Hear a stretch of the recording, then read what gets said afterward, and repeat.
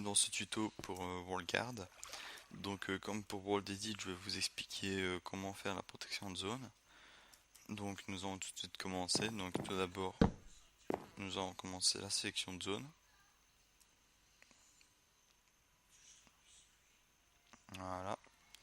Alors ensuite, donc, une fois qu'on a fait les deux points de repère, on fait comme pour WorldGuard, /expand vers, enfin, comme pour WorldEdit, pardon, expand vers. Donc là vous avez du ciel à la bedrock. Et maintenant vous faites slash région défine. Et là, vous allez donner un nom à votre région, ce qui va permettre d'activer la zone de protection. Donc ici, je vais mettre Babylone. Voilà, donc Babylone. Maintenant, cette région-ci s'appelle Babylone. Comment faire pour que cette région-ci, par exemple, soit protégée contre les explosions de creeper, le mob, que les mobs n'apparaissent pas, et toutes sortes d'autres choses, et ben vous faites slash RG, qui est le diminutif de région, et vous marquez flag. Et là, il va vous dire donc l'idée de votre région. Donc ici dans l'équivalent, ça serait Babylone. Ensuite le flag. Le flag, c'est quel type de protection. Donc si vous voulez savoir toutes les protections qu'il y a, vous marquez n'importe quoi. Donc hop, voilà. Et là, vous avez tous les flags qu'il y a. Donc ici dans l'immédiat, attendez, hop, voilà.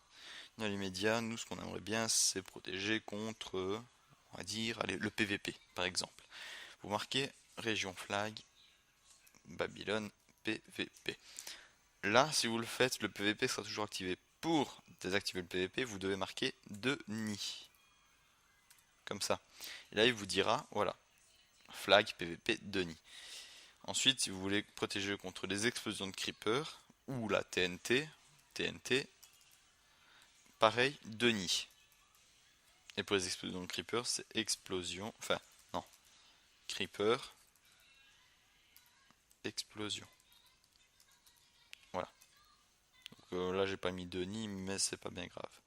Donc, parce que là, il y a déjà une zone qui enrobe celle-ci. Donc ensuite, pour supprimer une zone, c'est slash région remove et le nom de la zone. Voilà, donc la région a été supprimée. Ensuite, par exemple, si, comme ici, vous avez des maisons et que vous aimeriez bien que, voilà, dans cette zone-ci, on va dire que la taille maximum de vos maisons fasse 10 blocs de haut, ou 5, peu importe. Vous faites votre sélection donc de la zone, hop, clic droit. Voilà, vous avez vos deux zones, enfin votre zone sélectionnée. Ensuite, si vous, alors, vous voulez qu'il puisse aller que sur 10 blocs de haut. Donc vous faites slash expand 10, donc 10 blocs, et up, donc 10 en haut.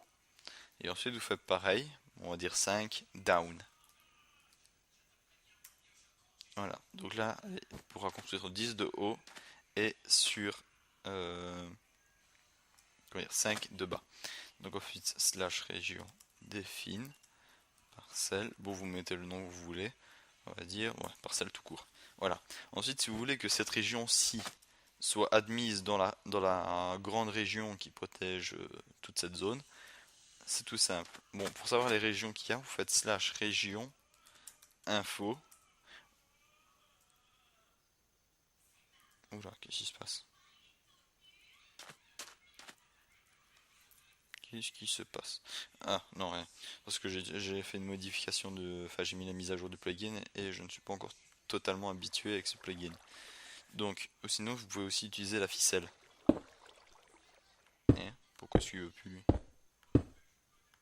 Bon, bref. Normalement, dans les régions. Enfin, dans les versions antérieures de WorldGuard, quand vous utilisez la ficelle, vous faites clic droit, il vous dit les régions qu'il y a. Mais là, apparemment, il y a un petit problème. Donc, si je fais slash région info, voilà. Donc, parcelle est compris dans pyramide, sous-entendu le spawn. Donc, si vous voulez qu'il y ait le set parent, donc vous prenez votre région, qui est la parcelle, donc vous faites slash rg set parent. Le tout premier sera l'idée de votre région, donc ici dans ce cas-ci ce serait parcelle, et la région parent ça serait le spawn. Donc hop, parcelle et spawn. Voilà. Donc no regio clone fin of parcelle.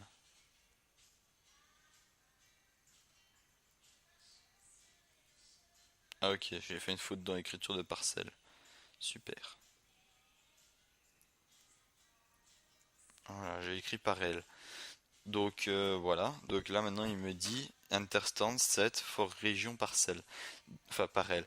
Donc le spawn et le parent de par elle.